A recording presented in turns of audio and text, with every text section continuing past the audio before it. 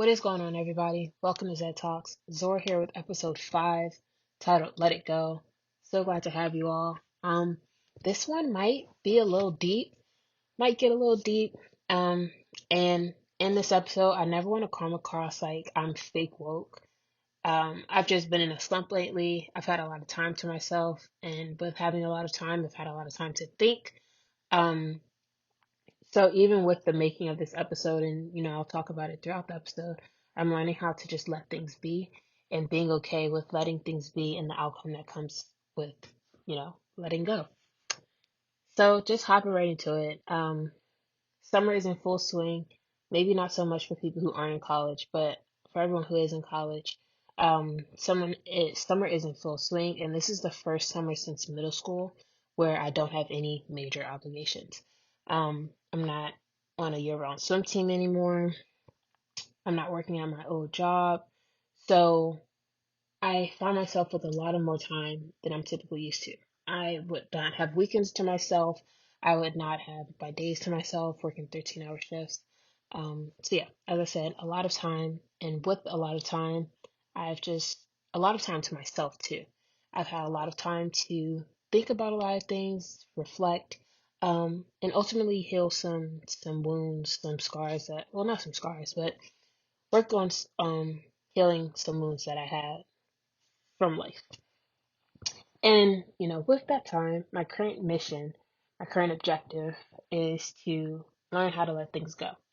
And this really breaks down to three things: learning how to let conflict go, learning how to let relationships go, and most importantly, learning how to let control go.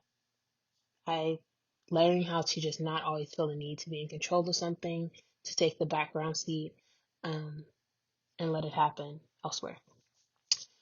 Because I just think when you take control of something, you just add a lot of more pressure to yourself, and you don't realize what you're sacrificing for that control.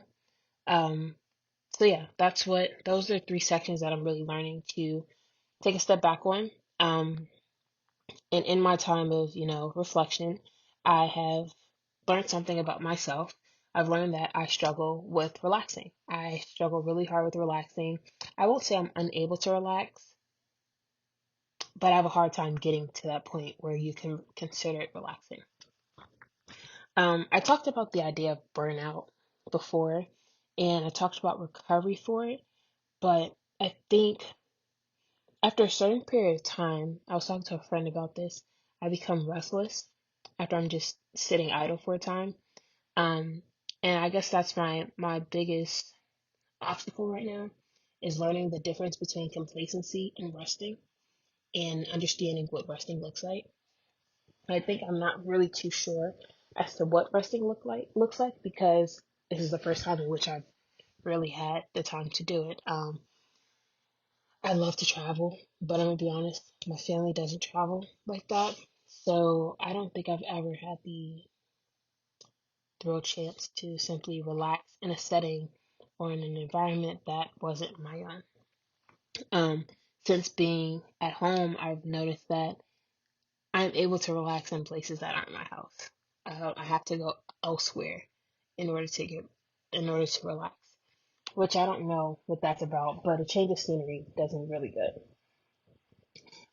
So yeah, like I said, I'm always that's understanding the difference between complacency and resting.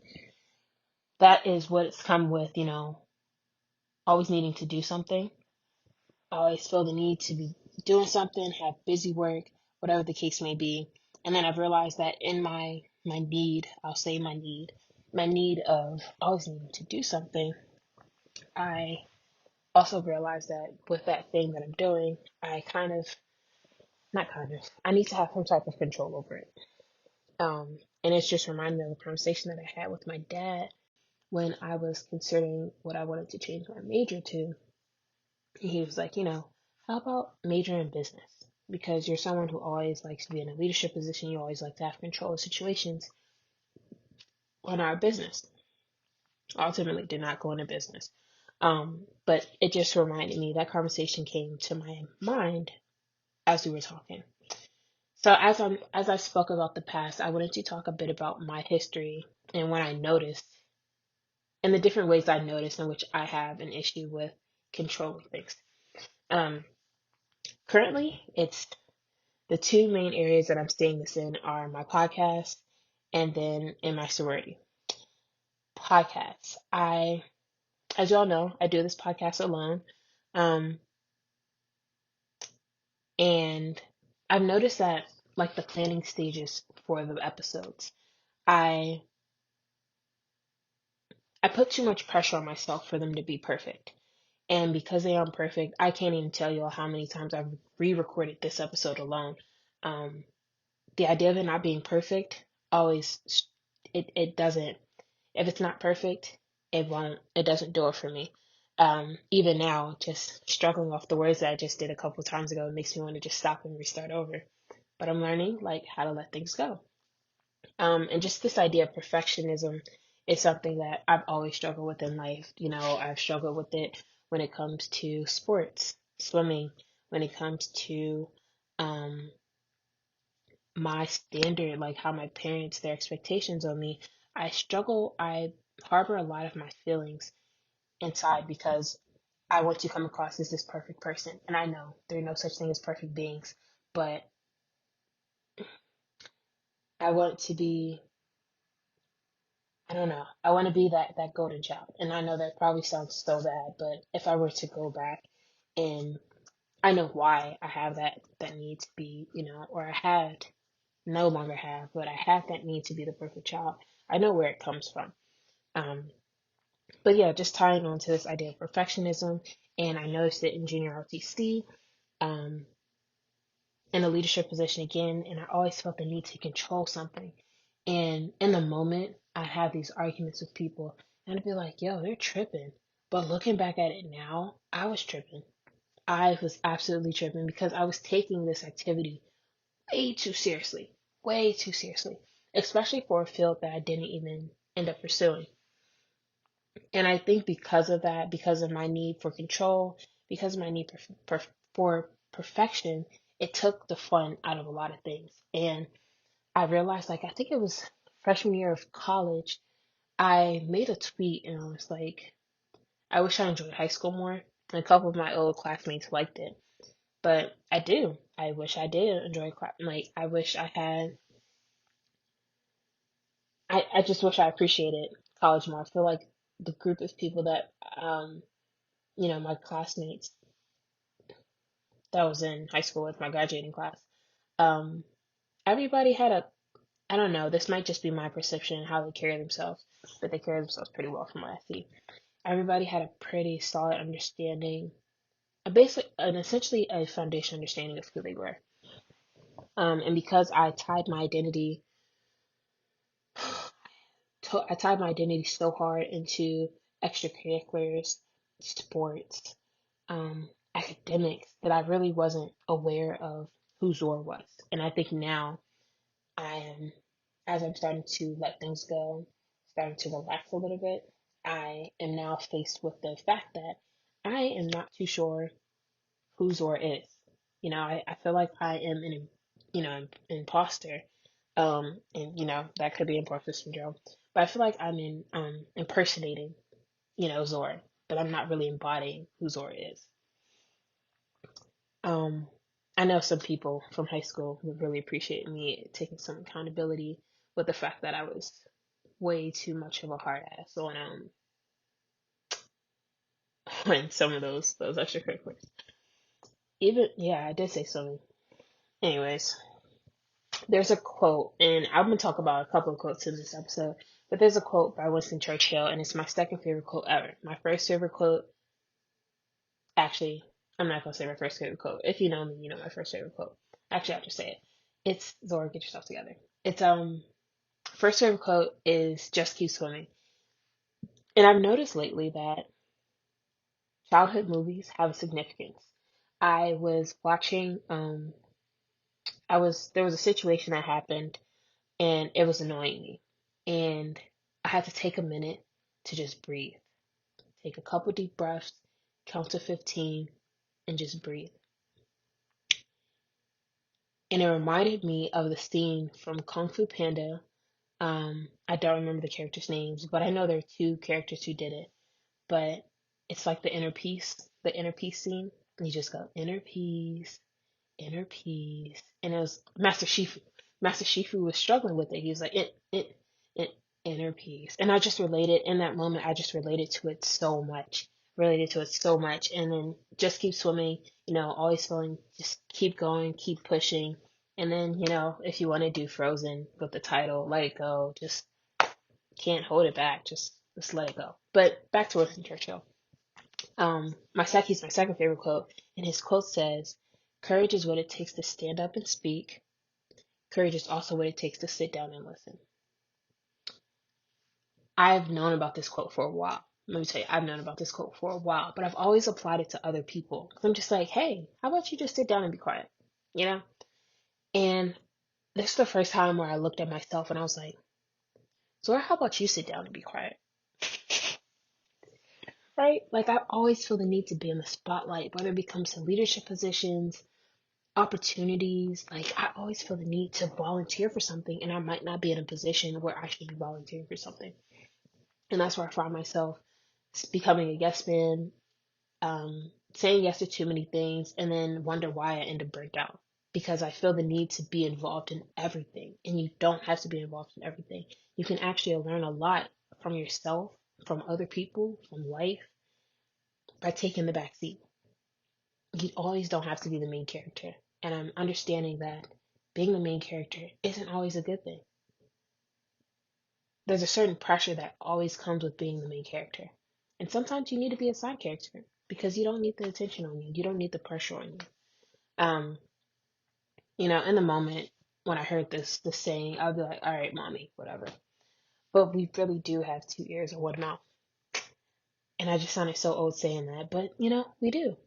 Um, So I'm just understanding and coming to terms that I don't always have to be in the spotlight. And as a result, I've started to back out of a lot of things that I committed to. And while in the moment, it probably will be unfortunate and probably pose some, future issues on those individuals, but I feel like they benefit more from someone who is eager to accept that position versus someone who felt that they were called to take that position or that they needed to take that position. Not learning that I don't always have to be in the spotlight has been a great lesson. Um, but I also struggle, in understanding that you can understand something, but you'll still have conflict with something else. So the conflict that I have now is, what do I do if I have a need or an urge for something that isn't good for me mentally? Guys, I promise you, I will go into an event and I'll be like, or I'll go into an organization, I'll be like, hey, I'm not going to, I'm not going to volunteer, I'm not going to run for a position.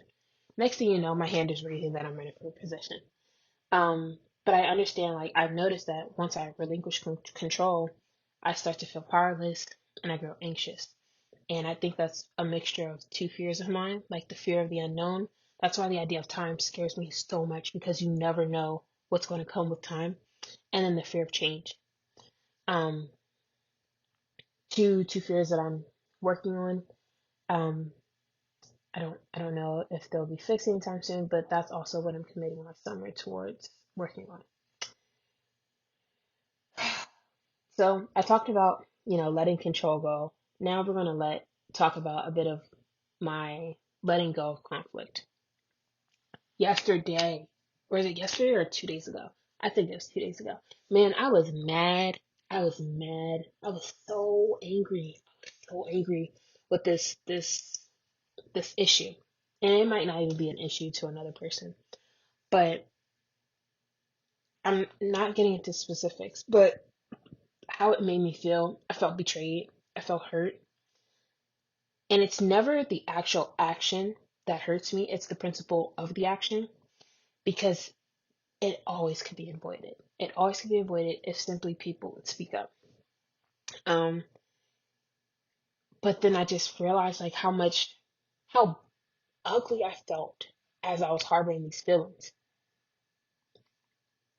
And I just had to tell yourself, like I had that inner peace moment, I had to take a couple breaths. But I just told myself, I was like, Zora, you have to learn how to let things be leave things the way people left it and be okay with that. You're not fixing feelings. I remember I told, some associates of mine, I was like, you're not fixing Felix. It is not your job. It is not your duty. You do not feel the need to control every situation that you are in.